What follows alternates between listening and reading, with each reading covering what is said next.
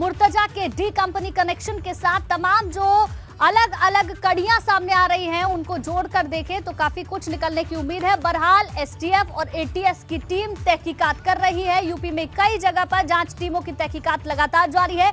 मुर्तजा की पहली पत्नी की तलाश में गाजीपुर से जौनपुर की टीम रवाना हो चुकी है, वहां पहुंच भी चुकी है। पूछताछ भी लगातार जारी है और कई खुलासे पत्नी ने अभी तक की है। पत्नी का कहना है कि रात भर लैपटॉप चलाया करता था मुर्तजा, और जब उसकी पत्नी उससे पूछती थी कि क्या काम करता है तो अपनी पत्नी पर हाथ भी उठाता था। ये अभी तक अपडेट निकलकर सामने आए। कई और खुलासे करने की भी पूरी उम्मीद है।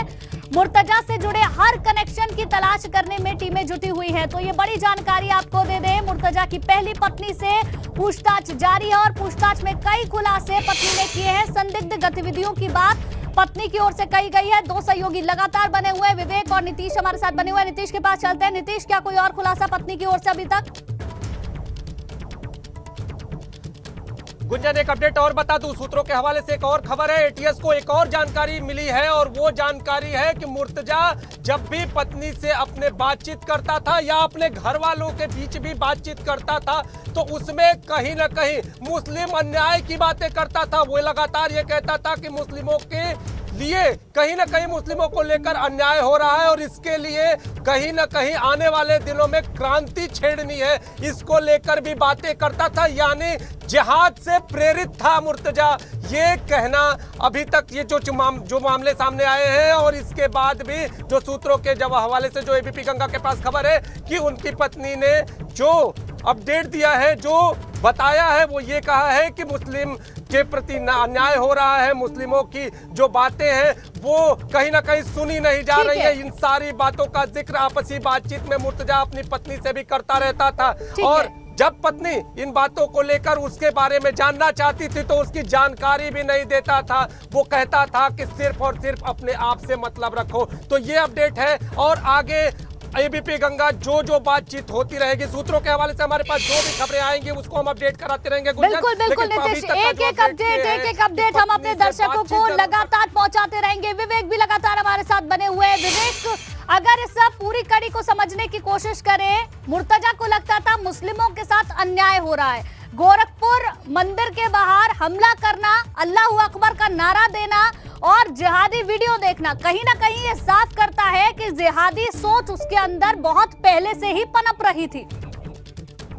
ठीक है, इसका जवाब लूंगी मैं विवेक आपसे, लेकिन एक बड़ी खबर मिल रही है। 3 अप्रैल को शाम 7 बजे हमले की एफआईआर में जानकारी सामने आई है। ये बड़ी ब्रेकिंग न्यूज अपने दर्शकों को बता दें। मुर्तजा पर एफआईआर की कॉपी एबीपी गंगा के पास है। ये बड़ी जानकारी, 3 अप्रैल को शाम 7 बजे हमले की एफआईआर में जानकारी मिली थी और उसकी एक कॉपी एबीपी गंगा के पास है, जो इस वक्त आप अपनी टेलीविजन स्क्रीन पर देख रहे हैं। बड़ी जानकारी आपको दे दें, एबीपी गंगा के पास एक्सक्लूसिवली ये जानकारी है जो आप इस वक्त अपनी टेलीविजन स्क्रीन पर देख रहे हैं। तो एक अपडेट, एक कनेक्शन एबीपी गंगा आपके सामने रख रहा है।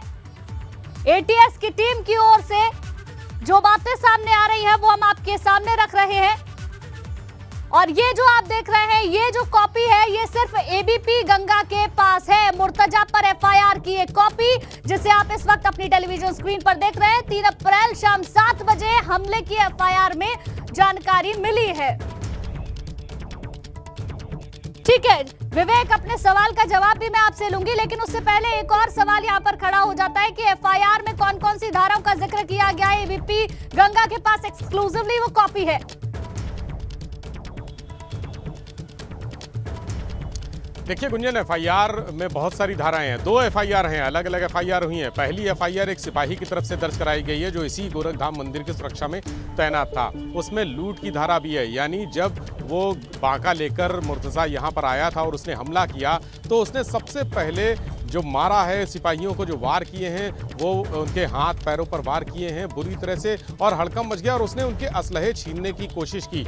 ये छीनना जो है अपराध में लूट कहलाता है। लूट की धारा है, शांति भंग की धारा है, अफरा तफरी मच गई है, वहाँ पर एकदम हंगामा मच गया है। लोक सेवक के साथ लोक सेवक पर हमला करने की धारा है और लोक शांति भंग करने की धारा है। 7 क्रिमिनल लॉ अमेंडमेंट एक्ट ये भी जुड़ा हुआ है, यानी कई धाराएं हैं। इसके अलावा जो विवेचना में धाराएं आएंगी वो आगे हम आपको बताएंगे कि किस तरह से राष्ट्र के प्रति द्रोह करना, यानी राष्ट्रद्रोह की धारा भी अभी जोड़ी जाएगी इसमें। और जैसा मुख्यमंत्री योगी आदित्यनाथ ने इशारा किया है कि जिस तरह से घटना हुई है उसको लेकर जो लोक व्यवस्था भंग हुई है, शांति व्यवस्था भंग हुई है, क्योंकि घटना के वक्त शाम करीब 7:15 बजे का समय था। उस समय मंदिर में बहुत सारे लोग दर्शनार्थी आते हैं, श्रद्धालु आते हैं, महिलाएं आती हैं, बच्चे आते हैं, बुजुर्ग आते हैं, उनके साथ कुछ भी हो सकता था। मकसद ये था मुर्तजा का कि वो हमला करे और जो सुरक्षाकर्मी है उनकी अत्याधुनिक स्वचालित राइफलें छीन कर फिर उससे फायरिंग करने का उसका मकसद था, यानी बड़ी तबाही मचाने का उसका मकसद था। इसी मकसद से वो आया था। इस मकसद से आने के पीछे जो अभी इसके पीछे राष्ट्रद्रोह की धारा भी जुड़ेगी, रासुका भी लगाई जाएगी, यानी राष्ट्रीय सुरक्षा कानून के तहत भी उसके खिलाफ कार्रवाई होगी। रासुका के तहत भी कार्रवाई होगी और कई धाराएं जुड़ेंगी। कुछ धाराएं पहले से लगा दी गई हैं और ये जो FIR की कॉपी है AVP गंगा के पास एक्सक्लूसिवली है, वो भी हमने अपने दर्शकों को दिखाया।